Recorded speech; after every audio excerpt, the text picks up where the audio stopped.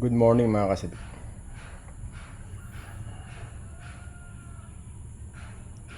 Sana po ay supportahan nyo ang aking YouTube channel. Huwag kalimutang mag-subscribe, like and share. Mabahagi ko lang sa inyo yung ating takbo ng life dito sa pagiging family driver. So ngayon ay dito pa tayo sa Pinas, family driver.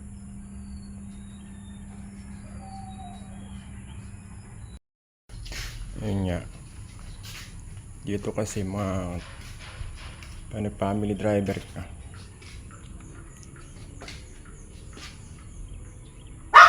Ang hirap base sa aking experience. Umuwi ako noong 2015 galing ng Riyadh. Dito na muna ako nag-drive sa Pilipinas. Sa base nga sa aking experience, marami rin tayo ng amo. Iba-iba kasi ugali ng mga boss. Meron nakikialam sa pagmamaneho mo, nakaka-distract. Isa naman, bigyan mo ng best mo para kasama sa mga kasambahay. Meron pa rin nasasabi. Siguro maganda na rin na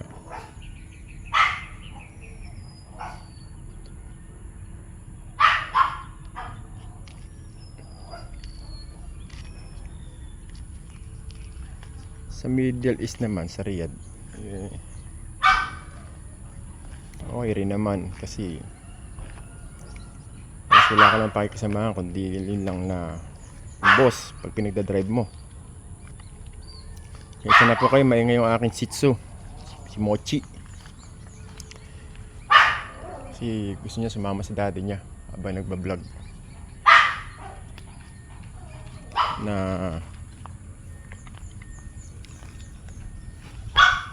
kumbaga hindi mo na kailangan makiano sa iba, halos boss lang. Kaya samahan nyo ako sa aking naging pag-apply. Kita-kits tayo, update ko kayo pag tayo nakabalik na.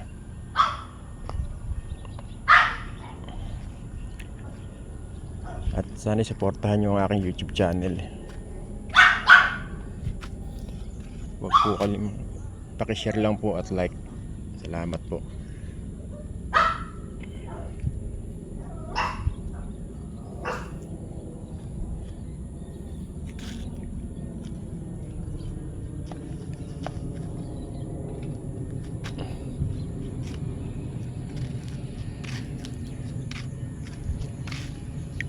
Dito naman sa Pilipinas is ayun nga,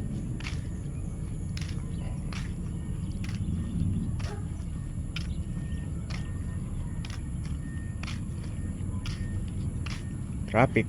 Bagay kahit saan naman talagang matraffic na.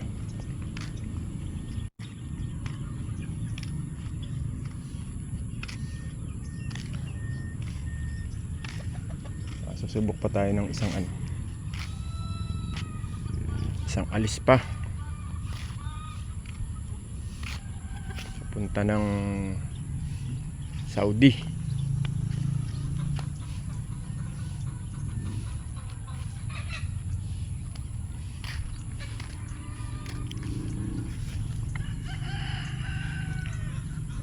Balik tayo ng Saudi.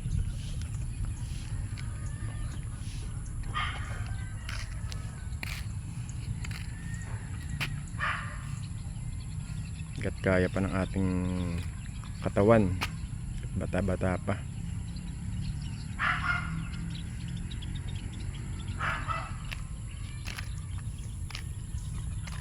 Laban lang.